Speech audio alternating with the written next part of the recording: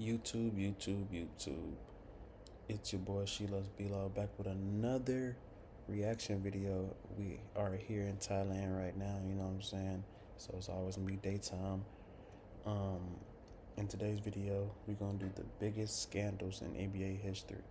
So let's go ahead and make this quick. It's your boy Sheila's B-Law, man. Road to 5K subs. We already hit 1,000 already. Now we just need those 4,000 watch hours. So let's get it. Let's go, man. So let's start. Ooh. The NBA is a global business worth nearly $140 billion. And with that kind of money involved, it's no surprise that there's corruption. You expect us to believe that you did nothing to manipulate the outcome of an NBA game. Everybody's entitled to their opinion. The most recent case being the LA Clippers scandal involving Kawhi Leonard, who allegedly got paid $28 million under the table to circumvent the salary cap. Your star player gets a contract for $28 million. He's not required to do anything as part of that contract. He doesn't actually do anything to promote their company. And he signs an extension with you guys right in and around the same time. These are the biggest cheating scandals in NBA history. What the hell Kawhi Leonard had did? I suggest you sit down. Starting with a betting scandal when the league was still in its infancy. In the late 40s and early 1950s, collegiate basketball was more popular than the NBA. City College of New York played its games out of Madison Square Garden, selling out the full 18,000-seat capacity, while the Knicks, well, they had trouble drawing more than 8,000 fans. And if there was a scheduling conflict, An all-star sport carnival brings 9,000 fans to New York's Madison Square Garden. the Knicks were moved downtown to play in the old gym on 23rd Street because college was by far the bigger game. New York was also the home of nearly 4,000 illegal bookmakers, and roughly $300,000 was placed on each college game.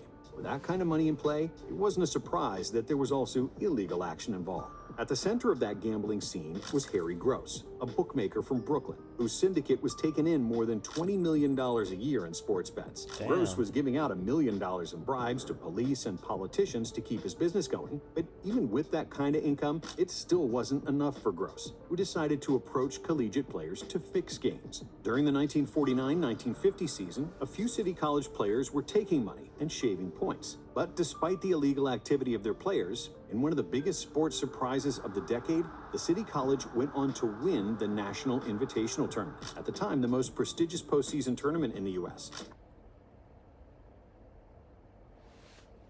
Yeah, Man, I'm an this was AI, point but I'm here to shaving. talk apps. Real apps you can build Crazy. in minutes with Base 44. This finance app solves Point your shaving, business man. headaches, tracking invoices, managing clients, keeping payments in check, all in one place. Go to Base 44. However, during that season, the new district attorney, Miles McDonald, had been putting together an investigation into police corruption and gambling. But because the gambling organization had been protected by dirty cops, it was hard to gather convincing evidence. Until January of 1951, when two former Manhattan College basketball players involved in the cheating approached Manhattan star Junius Kellogg. At first, Kellogg told him he would do it, but then he went to his coach and told him what happened. The coach then went to the district attorney, who set up Junius Kellogg with a wire. With the evidence from Kellogg's recordings, McDonald finally had the evidence to make arrests. And on February 17, 1951, after City College's game against Temple, Ed Warner, Ed Roman, and Al Roth were arrested and taken to the station for interrogation. Finally, after hours of questioning, they broke down and confessed to having shaved points in 3 games during that season. Apart from 3 City College players who were arrested that evening, 4 more CCNY players were caught cheating. In total, 32 players from 7 different schools confessed their involvement in the point shaving, while the bookmaker Harry Gross pled guilty to 66 counts of gambling and bribery and was sentenced to 8 years in God. prison. All 32 8 players who were years? involved in the scandal were permanently banned from the NBA, including some who already played in the league, like Alex Groza, who made first-team All. And that's what's crazy too, is people people was only doing this point shaving because you really would know. You know what I'm saying? You really would know. And the point shaving incidents, you gotta realize, bro, that you can't do nothing illegal and get away with it. Like point shaving and this and that, it's crazy, bro, because it's like, how would anybody would know? You know what I'm saying? And that's just crazy. NBA in 1951 and 52. But this wasn't the only betting scandal from the early years of the NBA. In 1953, the Pistons drafted Jack Molinas, but despite becoming an all-star in his rookie season and having an extremely promising future in basketball, Molinas decided to earn more money by betting on Pistons games. He was caught and banned for life. But after playing in minor leagues for several seasons, Molinas had another master plan. In 1957, Molinas partnered with bookmakers Joe Hacken and Dave Goldberg, with the backing of the Genovese crime family. Their scheme was to befriend collegiate basketball players and treating them with a lunch or dinner, and even arranging a party with alcohol and women. They then sniffed out which players would be suitable for fixing games, who were then offered a bribe, along with the promise of further payments if they recruited other players into the scheme. The operation ran for 4 years, until the federal investigation led to the arrest of Molinas and Hackett. 50 players from 27 different teams were involved in the scandal, the most notable being future Hall of Fame players Connie Hawkins from the University of Iowa and Roger Brown from the University of Dayton. However, Brown would go on to play in the ABA, where he won 3 championships, while Hawkins got reinstated by the NBA in 1969, as there was no evidence that he ever actually fixed a game in the NCAA, despite once borrowing money from Molinas. And then, finally, in 1979, 3 players from Boston College, Jim Sweeney, Ernie Cobb, and Rick Kuhn, were involved in another collegiate point-shaving scandal. But after the conspiracy unraveled in 1980, all players were charged with conspiracy, and they also got permanently banned from the NBA, even though none had ever played a second of NBA basketball. However, just a few years later, the NBA had another scandal involving the biggest star in the league, and the big boss himself, Commissioner David Stern. Stern took over as commissioner on February 1st, 1984, and just 4 months into his reign, he was already accused of fixing games by none other than the Celtics legend Larry Bird. During the 1984 NBA Finals between the Lakers and the Celtics, which was the first of 3 times Bird and Magic met in the finals, everybody just get ready, sit back, and let's enjoy it. Bird noticed that something was wrong during Game 6, with the Celtics leading the series 3-2 and the chance to win the title. But the Lakers won, 119-108, pushing the series to a deciding Game 7. And Bird wasn't happy about it. And yet, he didn't voice his displeasure at his teammates, the refs, or the Lakers, but rather to David Stern. Well, I thought we'd sweep him in 4, but this went a little bit longer. Now we just have to do it in 7. Stern told a fan that the NBA needed a 7-game series, that the league needed the money. When the commissioner makes a statement like that to a fan, you know it's going to be tough. Yeah, you can't say that, bro. Yeah, you definitely can't say that, you fucking idiot. When Stern makes a statement like that, things are going to happen. You just don't make statements like that and not expect anything out of it. He's the commissioner, and he shouldn't be saying anything like that. The NBA wanted a 7th game because they wanted to make more money, and they got their wish. There's no reason for me to lie. He said, Sora 2 video generation is not available in our region. It is if you're on our list. Huh? What? He's a man and he'll live up to it. He may say he said it in jest, but I'm out there trying to make a living and win a championship. It's unclear how Bird even found out about Stern wanting a Game 7, who the fan was that leaked the information to Larry, and whether the source was credible. David Stern never commented on those accusations from Larry Legend, and in the end, it didn't matter, as the Celtics won Game 7 at home, with Bird winning his 2nd NBA title. It's my pleasure to present the Larry O'Brien Trophy to the NBA World Champion 1984 Boston Celtics. Legendary Celtics player and announcer Tommy Heinsohn had his take on the matter, saying that it was all mind games by Bird. By challenging the commissioner, I think Bird was trying to get the refs on his side. However, Bird wouldn't be the only one to point out that the league benefits from extended playoff series, especially in the finals. Listen, the closeout game is the hardest game of your life. And they be like, why? And I can't say it. Nah, I'll tell it. Go ahead. I remember we were about to play Game 7. I'm like, this is going to be lit. So Evan's like, you know we're going to have to win by 15 just to win by 1. So I'm like, what do you mean? He's like, bro, this is the NBA, it's entertainment. You get in this game, you know how much money the NBA is going to lose. LeBron is and the Heat are waiting. Would you rather watch the Celtics or the Sixers play the Heat? You have to be up so much that don't affect it. And despite the best player in the league accusing the commissioner of fixing games, which certainly ruffled some feathers, the NBA was largely scandal-free for the next 2 decades. Sure, there were multiple players who were suspended for substance abuse throughout the 80s. There was speculation about Jordan's suspension for gambling when he first retired. Do you have a gambling problem? No, I enjoy it. It's a hobby. Just like the omnipresent discussions that the draft lottery was fixed. But by far the biggest scandal in the last 50 years happened in 2007. When one crooked referee brought the integrity of the whole NBA into question. Tim Donaghy became an NBA referee in 1994, and in 2006, he reconnected with a high school friend, Jimmy Batista, who was known as a mover. Now, movers are neither gamblers nor bookmakers, but brokers who provide services to sports bettors, laying down wagers on their clients' behalf with bookmakers of various types around the world. Batista was paying Donaghy $5,000 per game that Donaghy was officiating, and all Donaghy had to do was to influence the outcome of a game so that it covers the spread. If the pick won, the ref got his $5 grand. If the pick missed, the ref owed nothing. Batista would eat the loss. But Donaghy was rarely missing, hitting almost 90% of his wagers. It seemed logical that an NBA referee could influence the outcome of a game, but to make 90% of your bets? Well, that's a lot, even if you're the guy with the whistle. However, when he started working with Batista, Tim Donaghy was already knee-deep in gambling on the NBA games. The ref developed a gambling addiction in the late 90s and early 2000s, even though the NBA refs are forbidden to bet on sports. And then, because he needed money to finance his habit, circa 2003, Donaghy crossed the Rubicon and did what he never believed he would do: bet on the games he was officiating. But he was just testing the waters, betting on several games during the 2003 season and sharing the information with his best friend, Jack Concannon. In 2004, his appetite grew, so he made between 30 and 40 wagers on games he worked. And the same was true in 2005 and 2006. By Donaghy's own admission in his memoir, so much cash started rolling in that he had problems knowing physically where to stash it, so his wife wouldn't start asking questions, like some referee version of Breaking Bad. I went to throw his NBA jacket in the wash machine. I put my hand in the pocket, and there was a wad of money about that big. And I thought, I don't know if I want to know where it came from.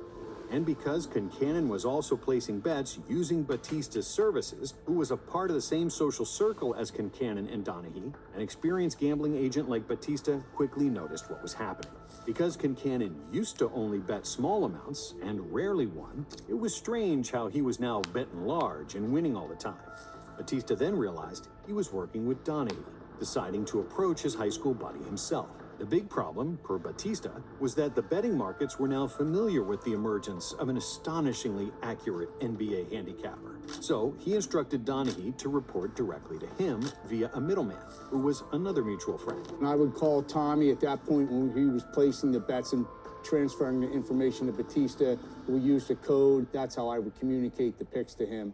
And that's how the operation worked from 2006. Due to Batista's big network of gamblers and bookies, the amounts that were being wagered on Donaghy's games usually exceeded $1 million, which also influenced the odds for the games Donaghy was refereeing. If you looked at the stats, you could see he was calling more fouls on the team he bet against and less fouls on the team he bet on. That was obvious. Batista sometimes watched these games at home, crazy. but more often he didn't, as he'd just get agitated. I remember being like, he's getting out of hand. It was too obvious. I was like, if anyone's watching this, we've got a problem. And about 6 months after their meetup, they indeed had a big problem. The proof gonna always be in the damn pudding. You're gonna see that shit. Because Batista had a large number of people betting on Donaghy's games, their jig was up quickly, and the FBI got their crooked referee. By June 15th, 2007, Donaghy was sitting inside the U.S. Attorney's Office for the Eastern District of New York, naming names and making a statement. A few days later, David Stern and other NBA executives were informed of Donaghy collaborating with a gambling ring and betting on his own games. This is the most serious and worst situation that I have ever experienced.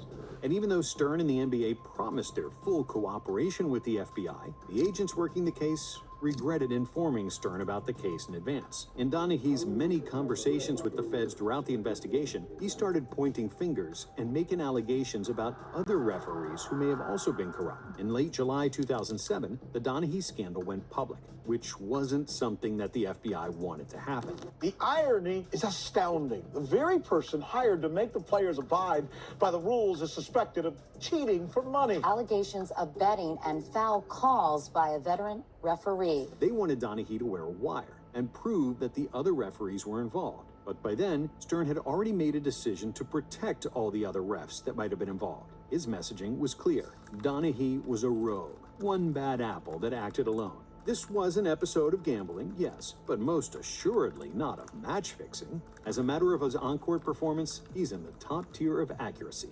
And Stern's conclusion that Donaghy did not fix games would be validated by the federal investigation. Donaghy and Batista would plead guilty to 2 charges: conspiracy to commit wire fraud and conspiracy to transmit gambling information, and they both received 15-month sentences in a federal prison. The NBA also conducted independent research about the Donaghy scandal, focusing on the 17 games he refereed during the 2007 season. The investigators wrote that only one of those 17 games, Pistons and Nets on December 16, 2006, raised concerns that Donaghy's calls and substantial errors might have been aimed at favoring Detroit. In this game, Donaghy called 5 straight fouls on New Jersey in the fourth quarter when the spread was in doubt. But because it was only one game of potential cheating, it wasn't nearly enough to accuse the referee of anything, and the NBA proclaimed that their integrity was intact. However, because Donaghy accused other refs of influencing games, as well as claiming that the NBA wanted to extend certain series which favored more marketable teams, like the infamous 2002 Western Conference Finals between the Kings and the Lakers, when the Lakers won Game 6, attempting 18 more free throws than the Kings in the fourth quarter. Out of the Lakers, 12-12. That's fucked up, though. One divide and a shot for 6. Because of those allegations, there is plenty of doubt remaining that Donaghy wasn't the only one, and that the NBA just wanted to cover their tracks and emerge clean from the whole scandal. He's a singing, cooperating witness who is trying to get as light a sentence as he can, with Donaghy being the only ref to take the fall. But in recent times, as sports betting has been legalized in most U.S. states, U.S. gaming revenue growth up 26% year on year. A new scandal has emerged. In 2024, the Toronto Raptors player Jontay Porter was caught placing bets on NBA games. Oh, God. Fucking idiot, bro. I don't understand these niggas. Like, you're in the NBA. In the NBA, making lots of money, and you're placing bets. My bad.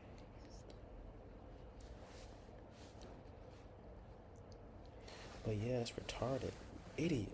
Pleading guilty to a federal conspiracy charge after he faked injuries to influence the outcome of prop bets, for which he received a lifetime suspension from the NBA. Raptors forward Jontay Porter allegedly bet not only on basketball, but also on his own team.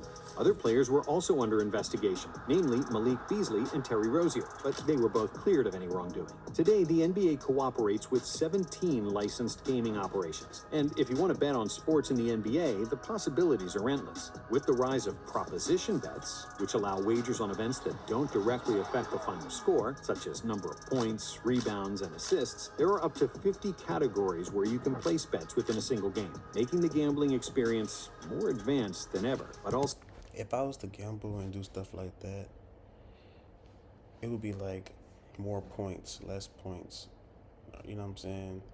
I won't be point shaving, or, you know what I'm saying? I'll just make a bet on myself that I just make, you know what I'm saying? But I won't be point shaving and doing this and that, you know what I'm saying, to affect the game. so far more dangerous. Sure. But you know what's crazy? I wouldn't even do that anyway, because I'm making millions of dollars. Guys like LeBron James and Steph Curry and other high-profile superstars are not the demographic that would bet on NBA games. However, for two-way players like Jontay Porter, who are not earning a lot of money, it can be extremely financially beneficial to earn some money on the side by betting on their own games. Think about if you could get all your homies rich by telling them, yo, bet $10,000 on my under, you know, this one game I'm going to act like I got an injury, and I'm a sit out. I'm gonna come out after 3 minutes. Jonte, MPJ's brother, earned $2.4 million during his 4 years in the NBA. And if you deduct taxes and fees from that sum, he only made around $1.2 million in 4 years, which isn't that much for an NBA player, especially one with a gambling problem. The league's investigation found that before the Raptors game on March 20th, 2024, Porter disclosed confidential information about his health status to an individual he knew to be an NBA bettor. Another individual with whom Porter associated and knew to be an NBA bettor subsequently placed an $80,000 parlay proposition bet with an online sportsbook to win $1.1 million.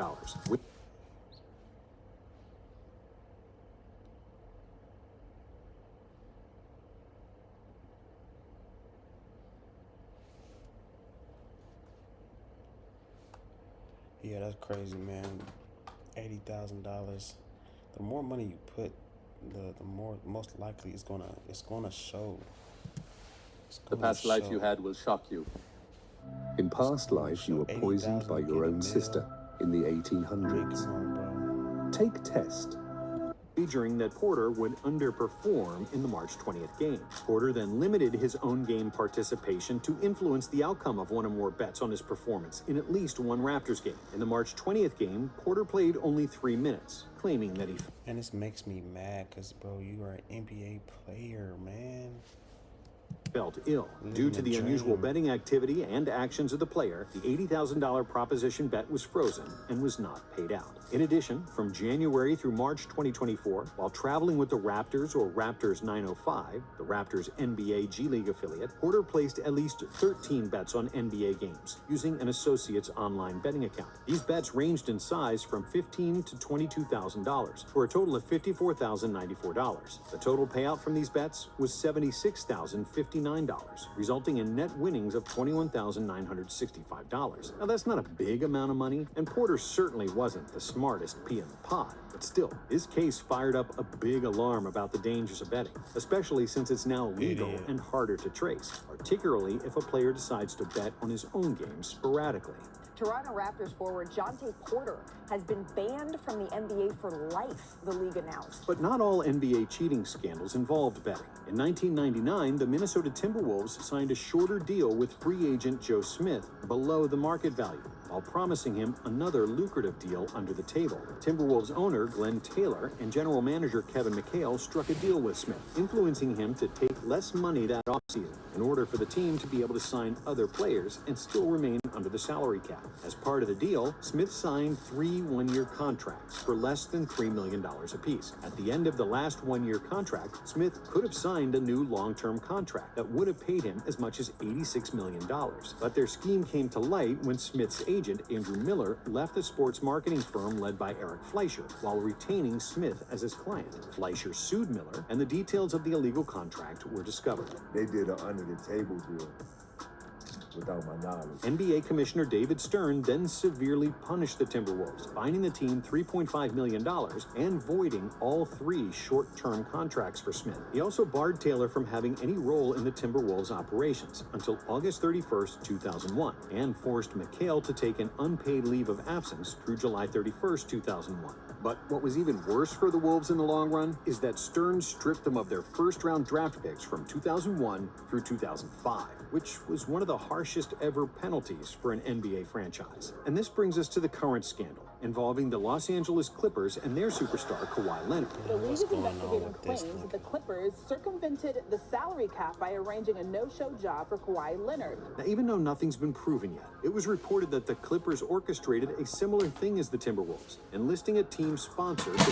pay Kawhi Leonard tens of millions of dollars outside of his NBA salary, with the purpose of circumventing the NBA salary cap. According to reports, in 2021, the Clippers owner Steve Ballmer invested $50 million in a startup company called Aspiration, and Aspiration, in turn, signed Leonard to a $28 million no-show endorsement deal. Leonard was supposed to get paid even if he never did anything to promote the company, which has since filed for bankruptcy. Also, the entire deal would be void if Leonard changed teams, which reeks of suspicion. But that's not all. Per an investigation led by journalist Pablo Torre, on December 6, 2022, the Clippers vice chairman and minority owner Dennis Wong made a $2 million investment in Aspiration. Then just 9 days later, on December 15th, Aspiration made a $1.75 million payment to Kawhi Leonard's company. And on that same day, 20% of Aspiration's staff was laid off. Dennis Wong was Steve Ballmer's college roommate at Harvard, and he's not an irrational man who makes foolish investments. It's easy to make a connection that the $2 million funding into a failing company wasn't really an investment, but just a cover-up to pay Kawhi under the table. He was an investor, or he was actually a receiver of money? Kawhi Leonard received money, and in these piles of documents right on this table are the receipts. Especially because in 2024, Kawhi signed a contract extension with the team below the maximum value, which allowed the Clippers to have more flexibility with their roster. Let me tell you what really stands out with me and why I said, believe it or not, some of this is believable. Because there's a sentence in here where it says, the deal was with Kawhi Leonard's company, KL2 Aspire, LLC, and included clauses allowing Leonard to do nothing, yet still collect payment. That's the Kawhi Leonard I know. Doing nothing and getting paid for it. The root of skepticism about Kawhi's contract dates back to Leonard's free agency in the summer of 2019, when his uncle and representative, Dennis Robertson, requested a plethora of off-court perks from several teams that were outside the boundaries of the league's rules. This is what one executive involved in negotiations with Uncle Dennis said. There's no beginning and there's no end to what he would ask for. There's a bizarre expectation, not entitlement, but like a willingness to ask for crazy things. After which, Leonard surprisingly signed with the Clippers. The Clippers immediately denied any wrongdoing, as well as Steve Ballmer, who issued a statement for ESPN. I can make it really simple. We cannot pay a player anything beyond what's in his standard player contract, and we cannot cause anybody else to pay the player what's beyond their standard contract. And that would include, for example, sponsors, endorsers. We can't do that, and we didn't, certainly in this instance. The NBA announced that it would launch an investigation into the matter. And if proven guilty, Ballmer and the Clippers could face a fine even worse than the one the Wolves received 25 years ago. Thanks for watching. And if you like this video, we have another one for you right here. YouTube, I don't know what's going on with people. They be so greedy, bro. Greedy as hell for no reason, man. But that's the end of the video, man. Make sure y'all like, comment, subscribe. We got many more reaction videos and stuff. So road to 5K. We already hit 1,000 subs already. Now we just need those 4,000 watch hours before the year ends to collect money. You feel me? But these reaction videos is nothing but videos to give me watch hours, you know what I'm saying? I got plenty of videos lined up for this week that I'm going to be doing that's going to bring in some good views. So yeah, YouTube, it's your boy She Look Below, and we are out. Ooh.